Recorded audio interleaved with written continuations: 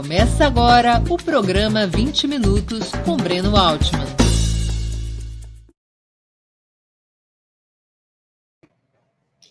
Bom dia! Está começando mais um programa 20 Minutos especial. Hoje é 18 de dezembro de 2020. Teremos o prazer de entrevistar o chileno Daniel Jadwe, dirigente comunista, prefeito da cidade de Recoleta, na periferia de Santiago, aparece como candidato favorito do eleitorado nas pesquisas para a disputa presidencial, que ocorrerá em novembro de 2021. Arquiteto e sociólogo, começou a ganhar destaque nacional por conta das inovações que adotou na administração de sua cidade, iniciada em 2012. Contrariando as linhas mestras do neoliberalismo, seu modo de governar opõe-se aos partidos da direita e à social-democracia, fortalecendo o poder público e enfraquecendo o mercado. A entrevista ao vivo será realizada em espanhol, mas pedimos ao nosso convidado que fale despacito, bem devagar, para que todos e todas possam compreender suas respostas. Buenos días, señor Jadwe, y muchas gracias por aceptar nuestra invitación. Para nosotros es muy importante la oportunidad de conocer sus opiniones y experiencias. Muy buenos días, Breno. Muchas gracias por la invitación y por este espacio. Y un saludo a todos quienes ya se están conectando para vernos en esta entrevista. Encuestas electorales apuntalan a usted como favorito o uno de los favoritos en las presidenciales de 2021. ¿Estás sorpreso con eso? ¿Cómo lo analiza? No es una sorpresa. Sin embargo, hasta el día de hoy nadie ha planteado que yo sea candidato, ni siquiera el partido en donde yo milito, que es el Partido Comunista de Chile. La aparición en las encuestas tiene que ver más con lo que se ha hecho en nuestra comuna, en nuestra ciudad, como gestión municipal, que ha logrado resolver problemas esenciales y bastante latos en nuestra sociedad, y que esto ha hecho que más de cientos de otras ciudades y comunas imiten todo lo que nosotros hacemos, ¿no? Esto ha ido cambiando el imaginario colectivo, ha ido cambiando la forma de pensar, y mucha ciudadanía ha logrado darse cuenta de que todo lo que antes se pensaba que era imposible hacer, como tener medicamentos a precio justo, arriendo a precio justo, lentes a precio justo, libros a precio justo, sí era posible. Y por lo tanto, esto se ha convertido en un deseo nacional de que lo mismo que pasa en la comuna de Recoleta sea posible llevarlo a todo Chile.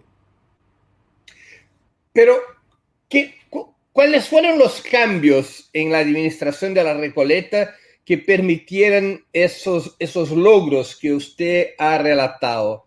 ¿Cómo es posible hacer eso? A ver, lo primero es entender que la ciudadanía es la autoridad, ¿no? Que nosotros somos sus empleados y que efectivamente ellos son los propietarios de la infraestructura, de los recursos y de la decisión de gestión. Y que por lo tanto la gestión local debe abocarse, debe dirigirse a resolver los problemas que a la ciudadanía le duelen, que la ciudadanía pone en primer lugar, ocupando el municipio solo como un vehículo. Entonces, todo esto empezó a definir un programa de gobierno que por primera vez pone al centro al ser humano, ¿no? Y que, por ejemplo, cuando los jóvenes dicen no tenemos espacio para poder hacer nuestras actividades, necesitamos infraestructura, la respuesta inmediata es no tenemos recursos, no podemos construir infraestructura, pero podemos abrir nuestras escuelas públicas hasta las 10 de la noche y todo el sábado y todo el domingo para que ustedes las ocupen libremente. Entonces las escuelas públicas, que es el programa de escuela abierta, se transforman luego de las horas de clase en centros culturales y en centros deportivos para la juventud, ¿no? Y eso hace que la juventud, en vez de estar en la calle, estén en un lugar seguro y cambia completamente la visión de lo que es el Estado, ¿no? Se sienten dueños del Estado. Y eso genera una serie de círculos virtuosos. Empieza a ponerse la escuela pública en el corazón de la comunidad, ¿no? Y empieza a desarrollar otros círculos de decisiones. Luego llegan los adultos mayores y nos dicen: los consultorios de salud quedan lejos, nos cuesta llegar y hay que irse muy temprano en la mañana para poder hacer fila y poder optar a una atención de salud. La respuesta inmediata nuestra es: entonces vamos a las juntas de vecinos, ¿no? Hacemos 2 box de atención en cada junta de vecinos y llevamos médicos a atender a los barrios, de tal manera que la gente no tenga que levantarse y moverse, sino que todos los adultos mayores se atiendan a no más de 3 cuadras de sus casas, ¿no? Cambiando completamente, descongestionando los consultorios, ampliando el tiempo de atención y mejorando la calidad de vida. Luego nos plantean, hay un problema con los medicamentos. Nosotros en Chile tenemos los medicamentos, Breno, más caros del mundo. Entonces hicimos una farmacia popular que no tiene utilidad, que costea sus costos operacionales con cargo al presupuesto general del municipio y que lleva medicamentos un 80% más barato a la comunidad de lo que vende el mercado. Y luego de eso hacemos lo mismo con los lentes, con los audífonos, con los libros, con la música, ¿no? Y empezamos a construir toda una red de servicios municipales, de servicios populares que mejoran la vida, cambian la vida, la facilitan y la abaratan en un sistema que hace todo lo contrario. ¿Cuál es la población de Recoleta y su perfil social? 200.000 habitantes, en donde un 75% gana menos de $500 mensuales. O sea, es una ciudad de características populares. Muy popular y bastante vulnerable. También. Además de la experiencia, o sea, del ejemplo de la gestión de usted en Recoleta, ¿usted cree que hubo influencia de las protestas de 2019 en esas encuestas presidenciales? A ver, yo creo que es una relación dialéctica. Pues yo milito desde los 11 años, ¿no? Entonces he estado en las protestas en la Plaza de la Dignidad desde la década de 1980, en dictadura. Y por lo tanto también hay una consecuencia a lo largo de toda la vida que la gente de una u otra manera reconoce, valora y premia, ¿no? Y por lo tanto sí tiene que ver mucho. Quizás soy uno de los pocos personajes electos que puedo ir a las protestas sin que la gente diga nada, sino que me acoja con mucha alegría, porque me sienten parte de ese movimiento, ¿no? Algo que no todos pueden decir de los que estamos en cargos públicos. Y por lo tanto, mi participación y mi posición frente al movimiento social también sin duda influye. ¿El PC tuvo un rol de destaque en el episodio de las protestas? A ver, nadie puede apropiarse de las protestas en Chile, ningún partido. Pero cuando uno mira la historia, uno ve que el PC viene protestando y convocando protestas por los mismos hechos, por las mismas demandas sociales, hace 30 años. Y hace 30 años, cuando el PC decía que había que cambiar la Constitución, había mucha gente muy cómoda con esta Constitución que era la de la dictadura. Hoy día, esa posición del PC se ha vuelto mayoritaria, ¿no? Hace 30 años el PC planteaba que el sistema de la AFP eran un pésimo sistema y que no iban a funcionar. El sistema privado de pensiones, ¿no? Exacto. ¿no? Entonces, hoy día, cuando ya las pensiones son miserables, hoy día todos llegaron a la misma conclusión que el PC llegó hace 30 años. Y cuando hoy día se discute por la privatización del agua, ¿no? Bueno, eso lo planteó el PC en la década del 80. Y por lo tanto hay que reconocer que hay una transición, un tránsito, en donde las ideas del PC pasaron de ser absolutamente minoritarias a ser hoy día mayoritarias, ¿no? Y en esto el PC ha estado permanentemente, cuando salían 50.000 personas a la calle, cuando salían 200.000, cuando salían 500.000, cuando salían 1.000.000, cuando salieron 2 millones, y de manera permanente siempre han habido liderazgos comunistas en todos los movimientos, en los movimientos estudiantiles, en los movimientos secundarios, en el movimiento de los trabajadores, en el movimiento de los empleados fiscales. Entonces, el PC no puede decir que sea el responsable del estallido, pero nadie puede decir que el PC ha estado fuera de este proceso de acumulación de fuerza. Volviendo al tema de las encuestas, apenas como una hipótesis, ¿lo que representaría en Chile tener un presidente comunista? Romper con una caricatura y con una historia en donde en Chile todos han estado siempre invitados a la fiesta de la democracia, menos los comunistas. O sea, es muy extraño que uno lo diga, ¿no? Pero hay una caricatura en nuestro país. Los comunistas nunca hemos gobernado en Chile. Por lo tanto, no se nos puede responsabilizar de los problemas que tiene nuestro país, ¿no? Nunca hemos estado tomando decisiones. Los comunistas nunca hemos estado en ninguna dictadura de las que ha habido en Chile. Y tampoco hemos desarrollado ninguna matanza de trabajadores de las más de 25 que se ha desarrollado en nuestro país. Nunca hemos sido responsables de violación a los derechos humanos y nunca tampoco nos hemos puesto a disposición de un país extranjero para derrocar a nuestro propio gobierno. Nunca nos hemos robado un banco, ¿no? Y nunca hemos tenido a alguien condenado por corrupción.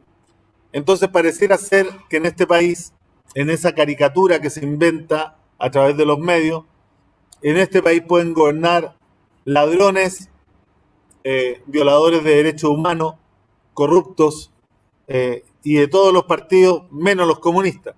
Los comunistas, cuando participamos de la democracia, podemos salir quintos, cuartos, terceros, hasta segundos, pero nunca primeros, ¿no? Y esto es lo que se le ha dicho durante 100 años a todo Chile. Y yo creo que eso puede cambiar. Y puede ser un gran cambio para el país. ¿Pero qué haría un presidente comunista comandando la República de Chile? Resolver muchas contradicciones que hasta el día de hoy no se han resuelto. Por ejemplo, una de las contradicciones fundamentales, una de las variables fundamentales de la contradicción capital-trabajo es el reconocimiento y la remuneración a cargo del Estado del trabajo doméstico y del trabajo de cuidado. En todo el mundo, ¿no?, el trabajo doméstico fuera de la casa propia vale $500 y dentro de la casa propia vale 0.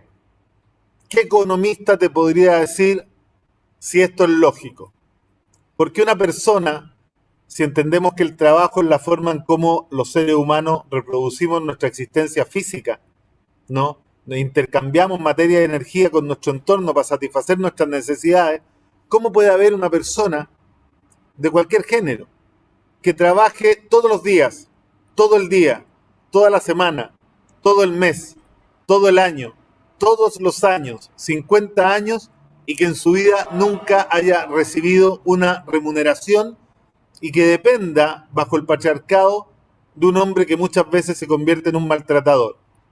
Entonces creo que una de las cosas fundamentales que hay que hacer es que hay que reconocer, remunerar, representar el trabajo doméstico de tal manera de resolver una cantidad de problemas que esto desencadena, ¿no? La brecha salarial entre hombres y mujeres, la apreciación del trabajo, ¿no? También ponerle una frontera bastante importante a la violencia intrafamiliar y a la dependencia de las mujeres. de hombres de los cuales dependen y tienen que soportar. También reducir la pobreza, reconociendo el trabajo, entre otras cosas, ¿no? Avanzar hacia un Estado plurinacional e intercultural nos parece fundamental. Reconocer la existencia de nuestras primeras naciones e incorporarlo en todos los espacios de tomas de decisiones nos parece fundamental. Recuperar nuestros recursos naturales para el proyecto de desarrollo nacional y no para que se enriquezcan las transnacionales y otros países a costa de nuestros recursos. Por ejemplo, algo tan sencillo, esto te va a causar risa, Breno, ¿no? Pero algo tan sencillo como establecer en Chile el derecho a huelga, que no existe. No existe el derecho a la huelga. No, claro, no existe. Hay un derecho a votar una huelga cada cierto tiempo cuando tú entras en negociación normada, pero eso no es derecho a huelga como lo conoce el resto del mundo. De hecho, los empleados fiscales no pueden hacer huelga y los trabajadores tampoco pueden hacer huelga cuando tienen un problema, tienen que esperar a la negociación. Y además no hay negociación por rama, imagínate. Algo que en cualquier parte del mundo hoy día es básico. Acá no existe, ¿no? ¿Las negociaciones allá no son por ramas, son por empresa? Por empresa. No, si este país es muy especial. ¿Un presidente comunista significaría un programa de nacionalizaciones como hubo en el periodo de la Unidad Popular? Yo creo que sí, de algunas cosas. Y hay que recordar que en esa época se votó la nacionalización por unanimidad en el Congreso, ¿no? Entonces yo creo que es una decisión que es muy relevante y que yo creo que va a permitir que las riquezas naturales de este país sirvan primero a Chile y después al resto del mundo.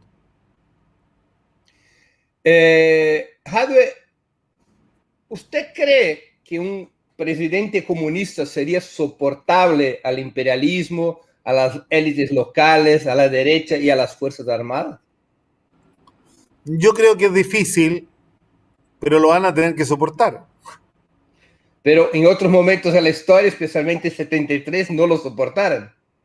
Sí, pero hoy día hay algunas variables que han cambiado significativamente. Hoy día, por ejemplo, las Fuerzas Armadas de Orden y Seguridad no tienen respeto de nadie en este país. Hoy día nadie podría presentar a las Fuerzas Armadas como la reserva moral de la patria, ¿no? Hoy día no sé si hay condiciones en Chile para que los partidos políticos chilenos se pusieran a disposición de una potencia extranjera. Creo que el pueblo de Chile también ha dado un salto cualitativo y ha aprendido de su propia historia, ¿no?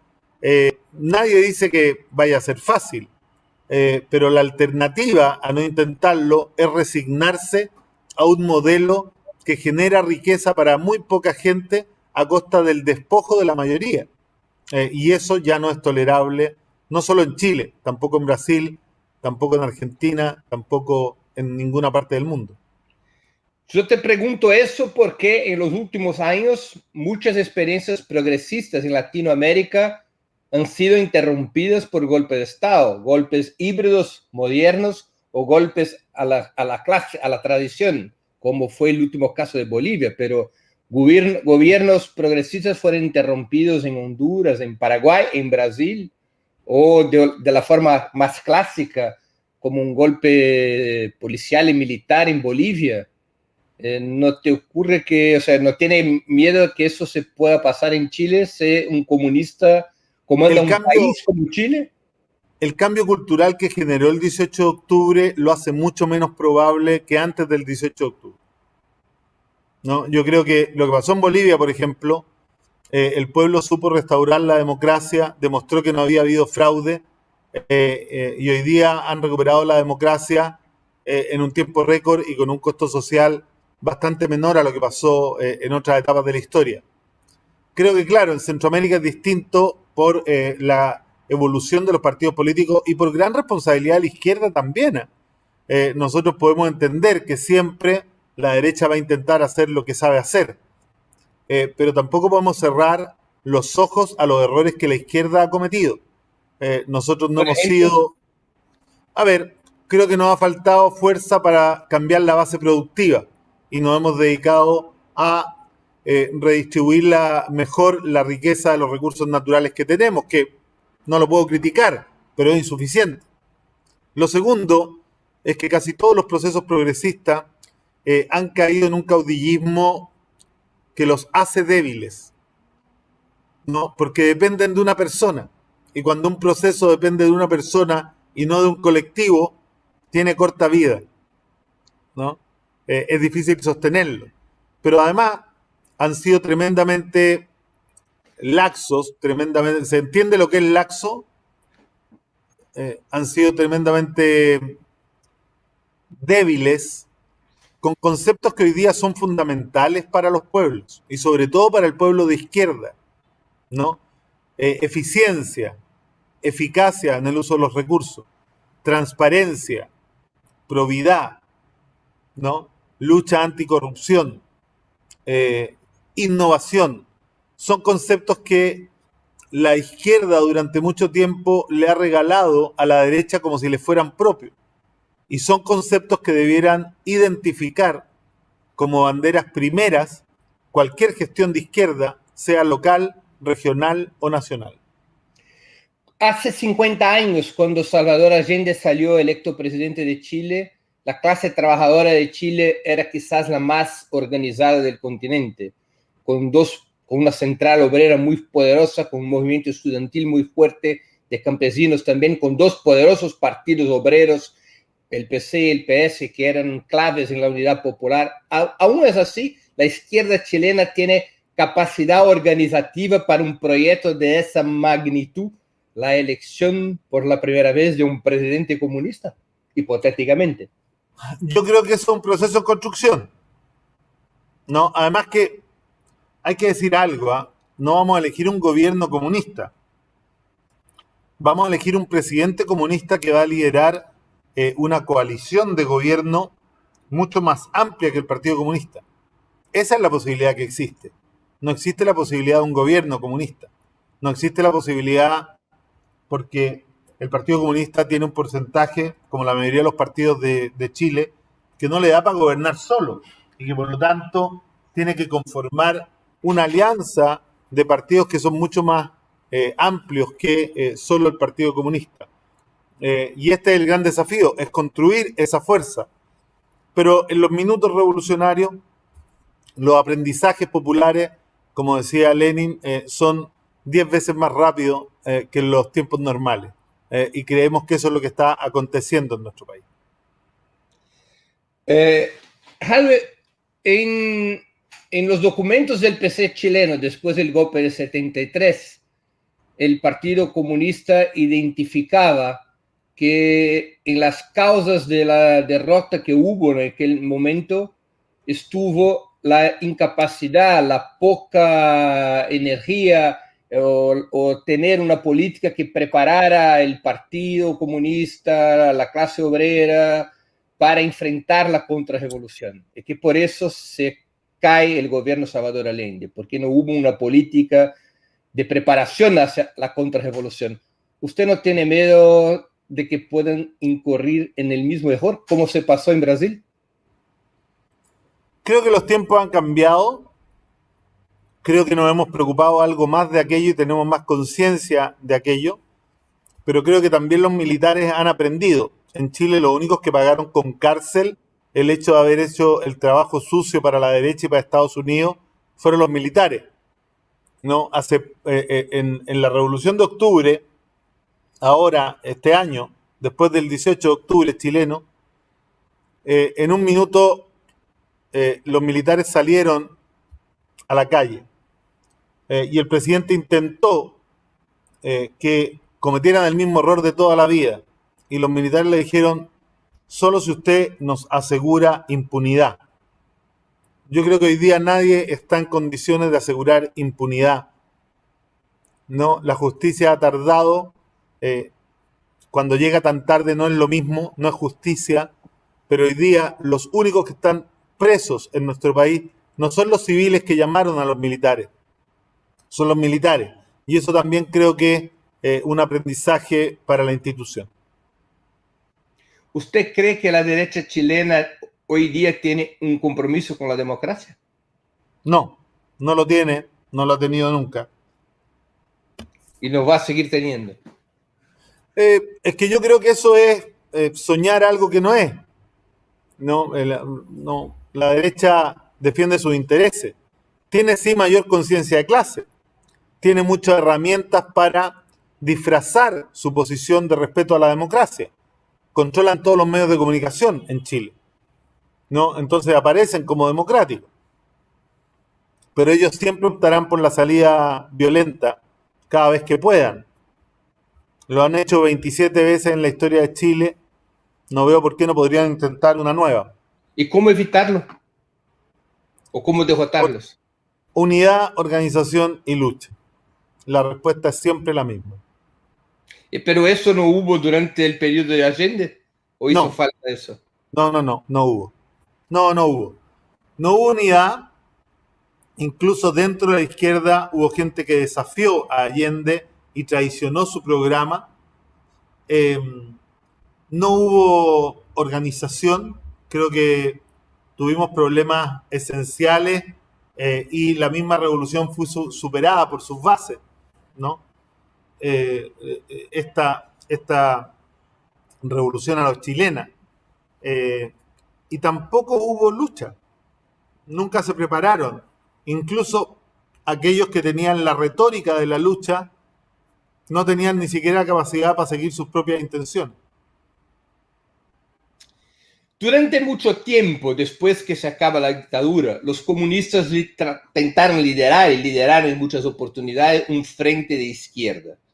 Después, en el segundo gobierno Bachelet, estuvieron en la nueva mayoría, junto con el PS, el PPD y la Democracia Cristiana, apoyando a un mismo candidato contra Piñera, mientras otros grupos de izquierda organizaron el Frente Amplio con una candidata, Beatriz Sánchez, que logró tener más de 20% y casi ultrapasa a Alejandro Guillier, el candidato del gobierno de entonces, apoyado por los comunistas, que tuvo poco menos de 23% de los sufragios y después salió derrotado por Piñera en la segunda vuelta.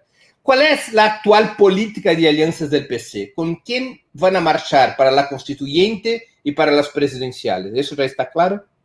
Lo primero, aclarar algunas cosas porque dicho como lo has planteado, suena verdad, pero no es tan verdad. Perfectamente. El Frente Amplio nace a destiempo, nace 6 meses antes de la elección, cuando ya las decisiones estaban tomadas.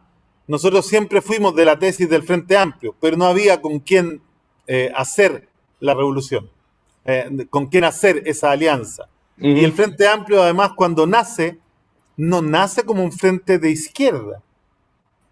Nace como un Frente Amplio que se contrapone a los dos bloques que han gobernado históricamente el país, pero tiene en su seno exfuncionarios del gobierno de Piñera. Entonces, ese Frente Amplio tenía un problema que se está resolviendo en estos días. Se ha resuelto en las últimas semanas. Era tan amplio que tenía gente de derecha en su interior.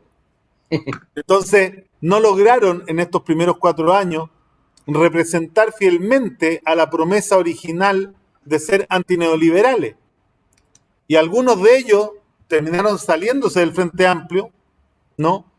Algunos se salieron primero, hace más de un año, cuando el Frente Amplio se acercó demasiado a pactar con el gobierno y con la socialdemocracia neoliberal. Se salieron por la izquierda, ¿no? Otros se salieron ahora, porque cuando empezaron a ver que eso había sido un error y se empezaron a devolver hacia la izquierda, se fueron los que estaban de acuerdo con acercarse al mundo neoliberal. Los que antes se salieron del Frente Amplio están hoy día en Chile Digno, en la alianza con el PC. Y los que hoy día quedan en el Frente Amplio, ya logramos una alianza con el PC más Frente Amplio para enfrentar los desafíos electorales que vienen juntos. Hay una restauración de la socialdemocracia neoliberal, ¿no? Y está la derecha. O sea, hoy día hay 3 proyectos en Chile. Otro gobierno de derecha, continuar como estamos, volver a los tiempos de la concertación o avanzar hacia la superación del neoliberalismo. El Partido Comunista y el Frente Amplio están en esta tercera fuerza. ¿Y quién está en la segunda? Volver a la concertación. Bueno, los mismos de siempre. La DC, el PS, el PPD, los radicales, el PRO que sale del PS, el PRO vuelve a sus orígenes con Marco Enrique Minami, que vuelve a ser un socialdemócrata neoliberal de tomo y lomo, como cuando fue diputado. Están los Ciudadanos, que son los más conservadores de la Concertación, mucho más cercanos a la derecha.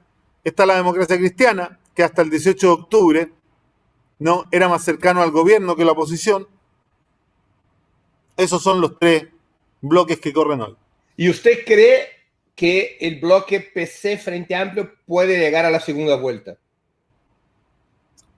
Estoy convencido que con cualquier candidato o candidata que tengamos vamos a llegar a la segunda vuelta. ¿Y el PS y el PPD van a apoyar a ustedes o la derecha en la segunda vuelta? ¿Usted la pregunta me la hace por las directivas o por la base? Por los dos. Tiene La derecho a directiva, lo más probable es que la directiva vire a la derecha y que las bases viren a la izquierda, que es lo que está sucediendo. Créame que si las bases de esos partidos no hubieran girado hasta la izquierda, yo no podría estar marcando lo que marco hoy.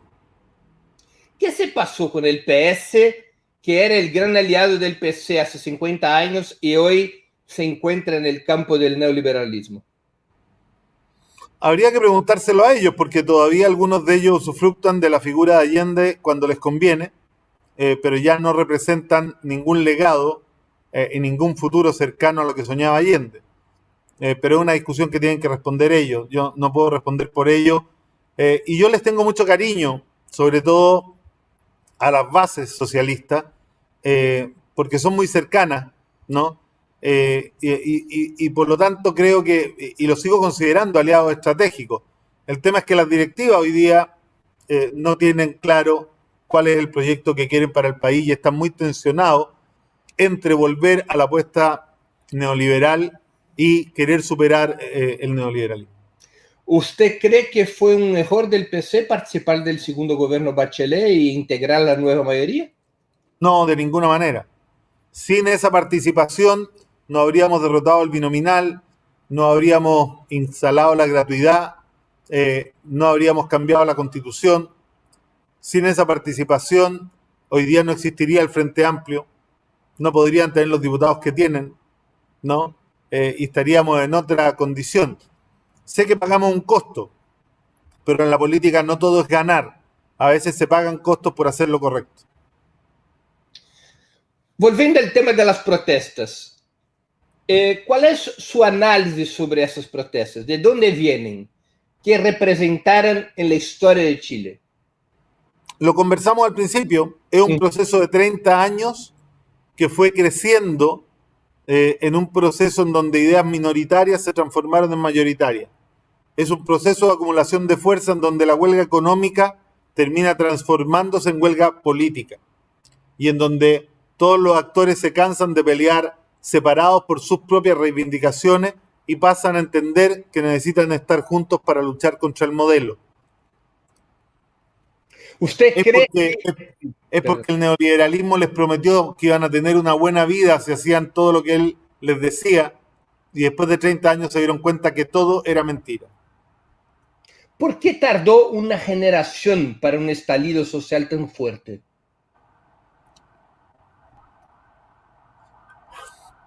Porque el trabajo de la dictadura fue exitoso desde su punto de vista.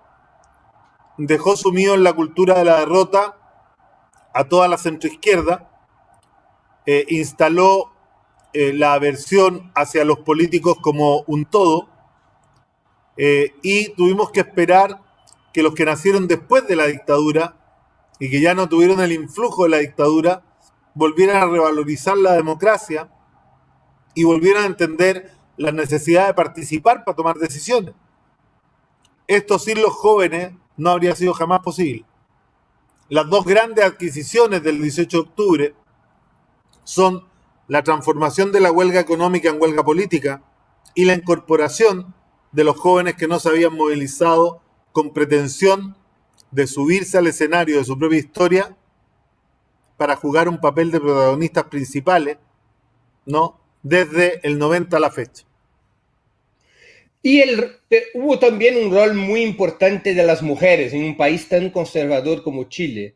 Las imágenes se difundieron mundo afuera, ¿no? De la participación muy fuerte de las mujeres. De las mujeres de izquierda. Y es una participación que ha sido histórica. En Chile las mujeres empiezan a participar cuando se funda el Partido Comunista con Teresa Flores, ¿no? Empiezan a luchar por el voto universal en la década del 40 y antes, y empiezan a luchar por la ley de divorcio.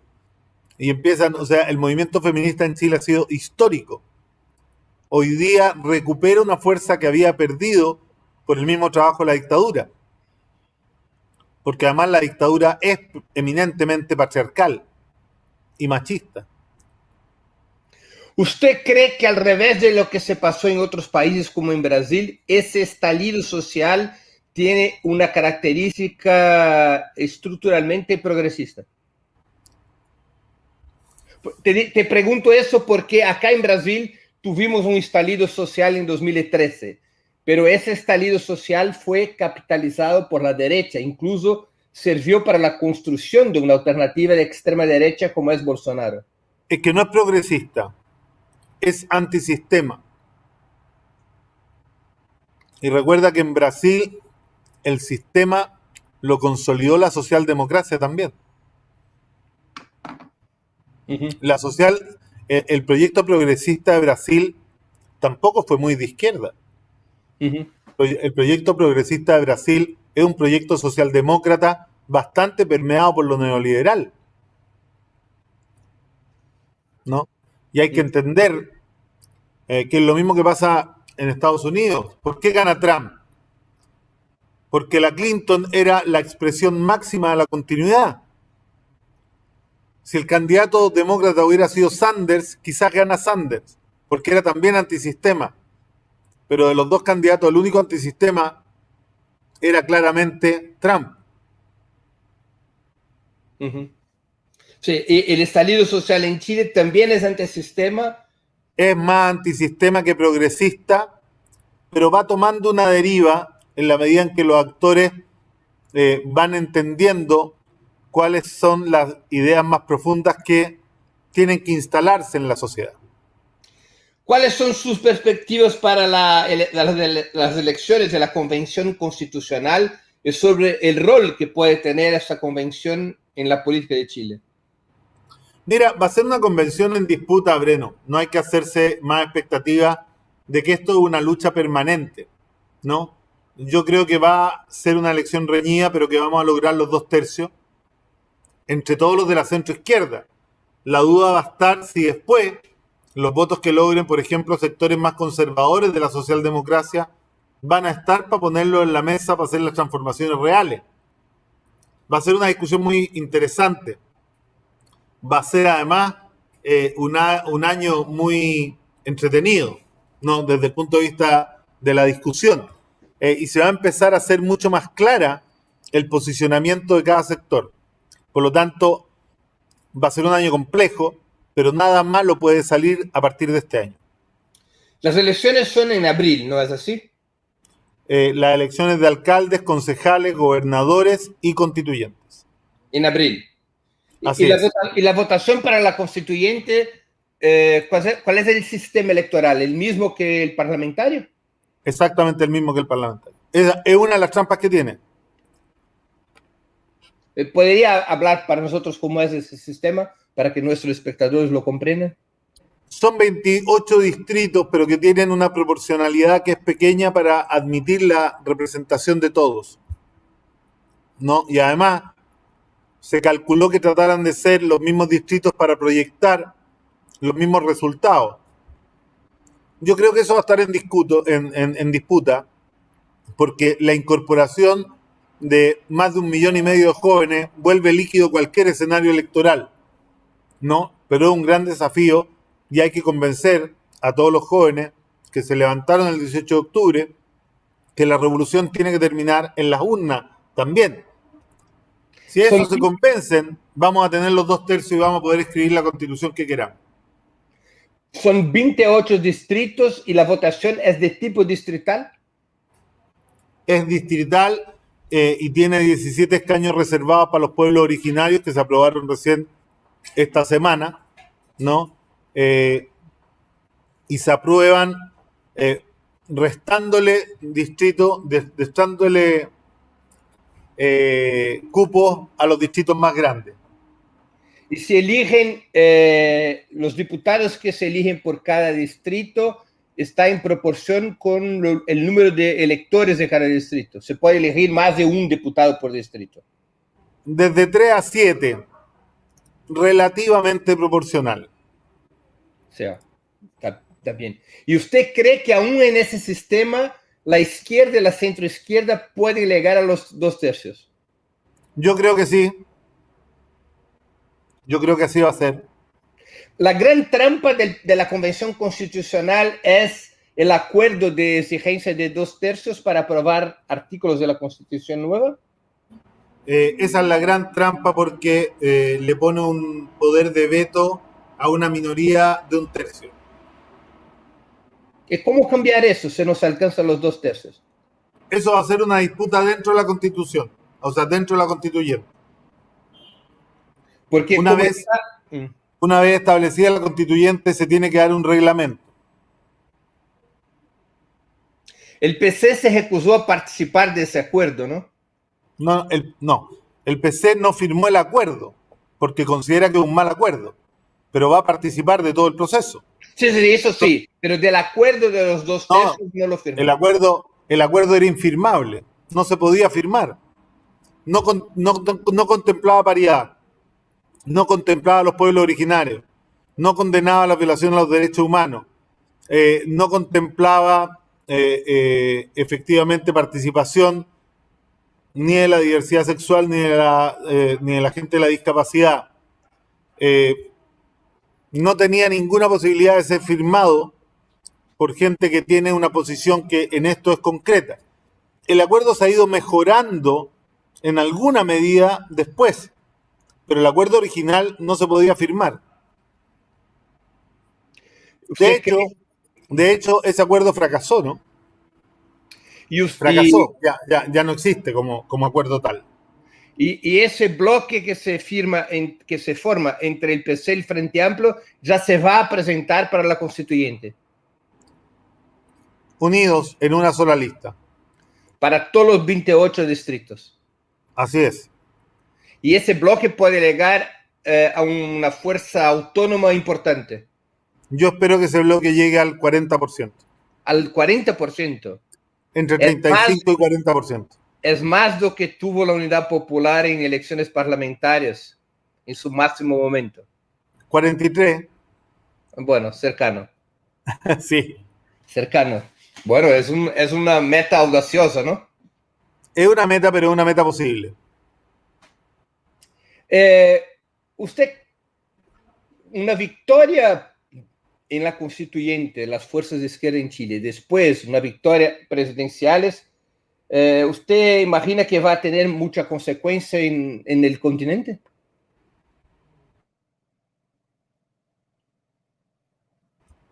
Yo creo que sí va a tener un impacto grande en el continente. O sea, creo que esto va a ser un ejemplo a seguir en muchos países, ¿no? Y además, bueno, pero no solo esa elección, ¿eh? Viene la elección ahora de Ecuador, viene la elección,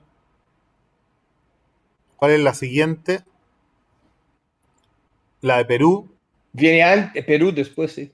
Con Verónica Mendoza, ¿no? Sí.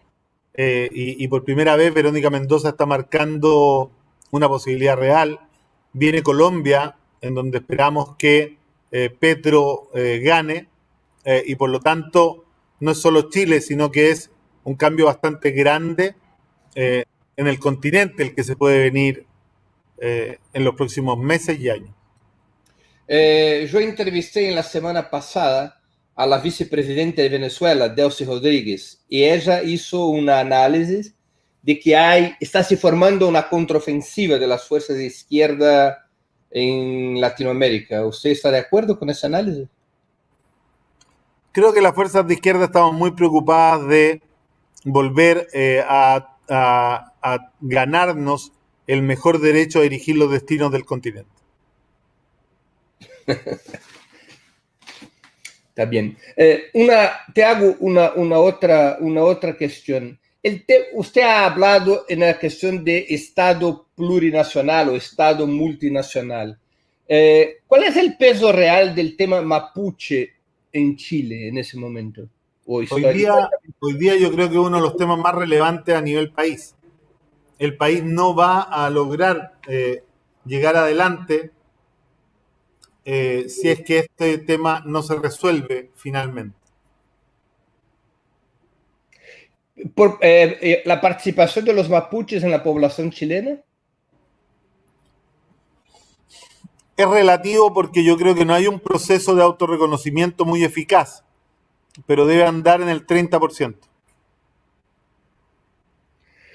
Hay un espectador nuestro que te pregunta, ¿cuál es su opinión sobre el Grupo de Lima, donde está Piñera? Es un grupo ideológico digitado desde Estados Unidos que efectivamente responde no a los intereses de los pueblos latinoamericanos, sino que responde a los intereses de la derecha transnacional, ¿no? Es un grupo que además ha mostrado todas sus facetas en la intervención en Venezuela, en cómo intervino en la OEA, en el golpe de Bolivia, en todo. O sea, es un grupo que además no cree en la democracia realmente, ¿no?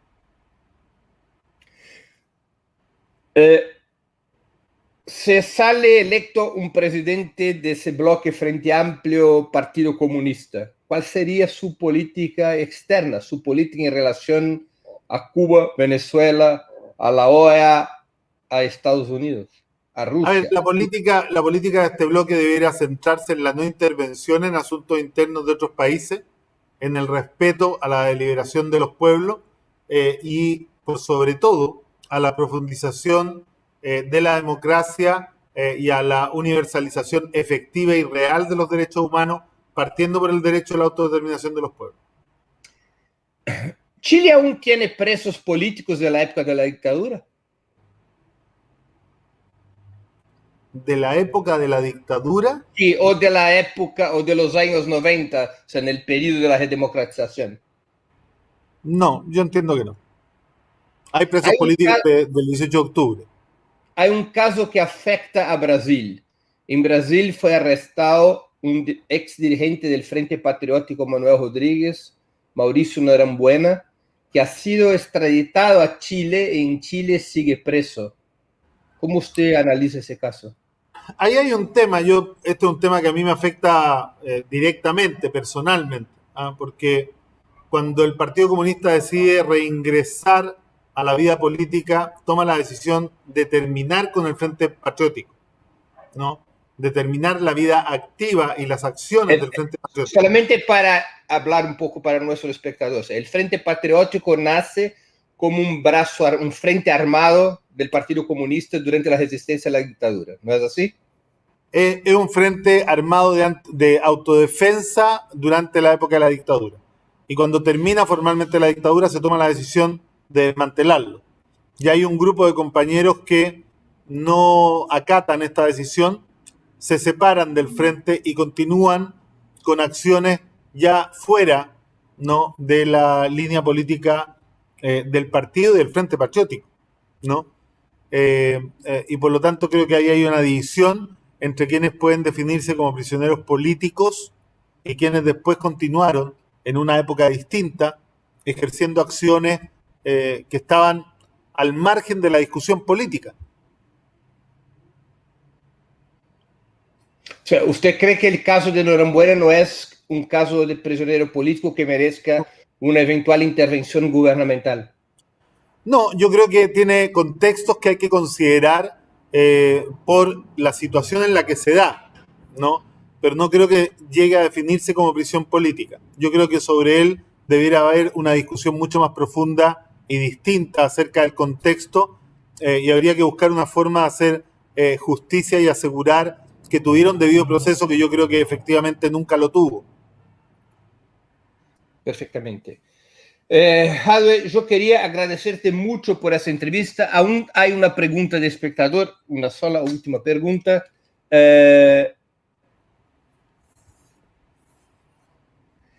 Una pregunta de Eric Vermelho. Vermelho en español es rojo.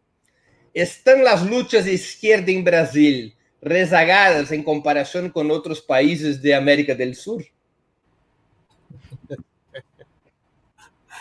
En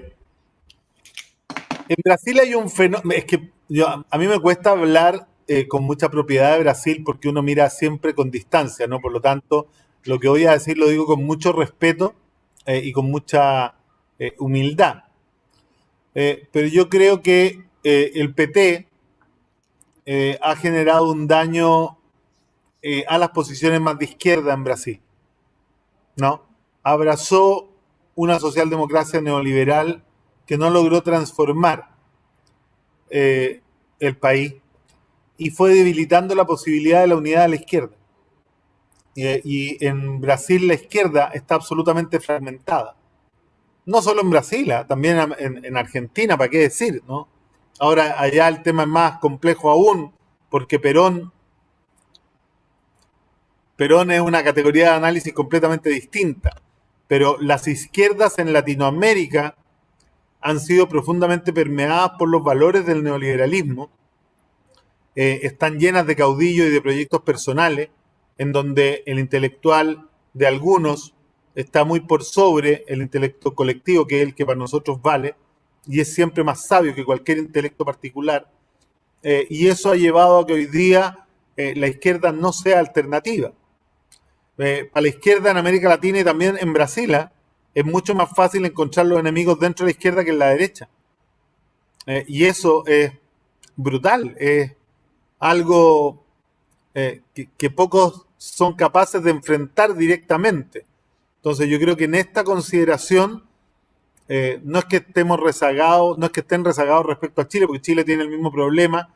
Quizás hoy día nos toque ir un paso más adelante, pero durante 45 años siempre estuvimos varios pasos más atrás. Entonces, creo que el juego y la comparación no es lo relevante es entender que dificulta el avance de la izquierda. Y la excesiva fragmentación, la excesiva permeabilidad de los valores del neoliberalismo es lo que efectivamente dificulta el avance de la izquierda en cualquier parte del mundo. Una última pregunta. ¿La memoria de Salvador Allende, del gobierno de la Unidad Popular, todavía tienen un peso positivo o negativo en la vida política de Chile? Mira, no se dice, no se habla, pero nosotros tenemos la administración del Cementerio General acá en Recoleta. El Cementerio General de Chile es donde están enterrados todos los presidentes del país. Y hay un solo presidente al cual mucha gente anónima visita todos los días y le deja regalos en su tumba, y le deja cartas de petición, y le deja cartas de deseo, y le deja saludos, y le deja objetos. Tanto es así, no lo tengo a mano, ¿no? Pero podría ir a buscarlo, está cerca, que nosotros editamos un libro de una selección y de una recopilación de todos estos regalos que le dejan todos los días. Y ese presidente es Allende. El amor que el pueblo de Chile tiene por Allende hasta el día de hoy, que ha traspasado generaciones, ¿no? Marca un punto esencial.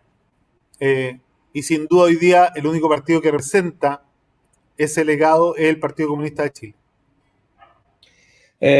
Donald Jadwe, yo quería te agradecer muchísimo por esa entrevista, muy útil para que nosotros acá en Brasil podamos comprender mejor lo que se pasa en Chile, y te deseo muy buena suerte en las batallas de los próximos meses. Y ojalá que, aunque no sea todavía candidato presidencial, ojalá que en un año más tengamos el primer presidente comunista de Sudamérica, no solamente de Chile.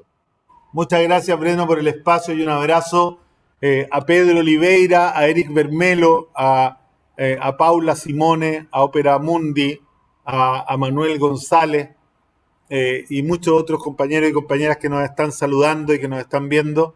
Muchas gracias por la atención y por el espacio. Encerramos assim mais um programa 20 Minutos especial. Hoje eu entrevistei a Daniel Jadue, prefeito de Recoleta, dirigente comunista chileno e favorito das pesquisas para as eleições presidenciais que se realizarão em 2021. Eu queria agradecer a audiência, quem gostou do programa, ajude na sua difusão, compartilhe nas suas redes sociais, em especial agradeço aqueles que fizeram perguntas e mais ainda aqueles que contribuíram com o Superchat ou se tornaram membros pagantes do canal do Opera Mundi no YouTube. Nós voltaremos a nos encontrar para o último programa 20 Minutos do ano, na próxima segunda-feira, dia 21 de dezembro, às 11 horas da manhã, novo 20 Minutos especial, entrevistando a ex-presidenta Dilma Rousseff. Na segunda-feira, dia 21 de dezembro, às 11 horas da manhã, nos canais de Opera Mundi, no YouTube, no Twitter e no Facebook. Até lá e um grande abraço. Para assistir novamente esse programa e a outras edições dos programas 20 Minutos, se inscreva no canal do Opera Mundi no YouTube. Curta e compartilhe nossos vídeos, deixe seus comentários. O jornalismo de Opera Mundi é mantido com o seu apoio. Faça uma assinatura solidária em www.operamundi.com.br. Com um pequeno valor mensal, você nos ajuda no desenvolvimento de um jornalismo independente e de qualidade. Obrigado pela audiência e até a próxima.